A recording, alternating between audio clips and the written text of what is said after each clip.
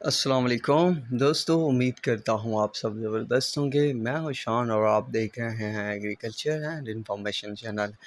بالآخر دوستو، چینی کی قیمت میں ایک بار پھر بڑی چھلانگ لگ گئی۔ ریٹ میں لگ بھگ 800 روپے تک کا اضافہ۔ کپاس والوں کے چھکے مارکیٹ میں شدید تیزی۔ تو تازہ ترین ریٹ اپڈیٹ کیا ہے تو وہ اس ویڈیو میں آپ دوستوں کے ساتھ شیئر کروں گا۔ سب سے پہلے ہم بات کرنے والے ہیں چینی کی۔ دوستو، چینی کی مارکیٹ کل شدید تیزی میں رہی، پھر مندہ دیکھنے کو ملا، پر آج جو تیزی دیکھنے کو ملی صرف شاہتاج شوگر مل کے ریٹ میں، جس نے ریٹ میں 800 روپے کا اضافہ کیا ہے۔ اس اضافے کے بعد شاہتاج کا ریٹ جو ہے 18,000 روپے ہو گیا ہے۔ شیخو کا 17,200، دریا خان کا 17,300، سورج کا 17,300، سویرا کا 17,400، المو ایز 1 کا 17,800، چشمہ 1 کا 17,800، المو ایز 2 کا 17,750، چشمہ 2 کا 17,750، جے ڈی 16,825 روپے اور جے ڈی فل ستمبر 17,400 روپے، جوہر آباد 17,900، بہلول 17,800، گوڈ کی 17,200، ڈھر کی 17,200، الائنس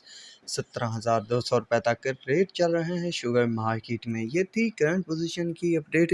بہرحال مارکیٹ سمجھ سے باہر ہے، کئی شوگر ملوں کے ریٹ میں تو اضافے دیکھنے کو مل رہے ہیں اور کئی کے ریٹ میں ہلکا پھلکا مندہ شروع ہو چکا ہے۔ پاکستان میں ایسے حالات بنے ہی رہتے ہیں۔ تو اب چلتے ہیں کاٹن کی طرف۔ دوستو، کاٹن جو ہے وہ شدید تیزی اختیار کر چکی ہے، زبردست ریٹ بن چکے ہیں۔ آج کافی حد تک تیزی دیکھنے کو ملی۔ بورے والا میں جو ریٹ ہے 9500 سے 10,575 پر، خان پور میں جو ریٹ ہے وہ 9500 سے 10,900 روپے تک، احمد پور شرکیہ میں 9500 سے 10,300، چشوتنی میں 9,000 سے 10,250، ساہیوال میں 9,000 سے 10,200، چشتیہ میں 8500 سے 10,100، بہاری میں 9,000 سے 10,000، فورٹ عباس میں 9,000 سے 10,000، میاں چھنو میں 8,000 سے 10,000، فقیر والی میں 9,000 سے 9700، ڈونگا بونگا میں 9700 سے 9900، رون آباد میں 9,000 سے 9800، آر وائی خان میں یعنی رحیم یار خان میں 9850 روپے سے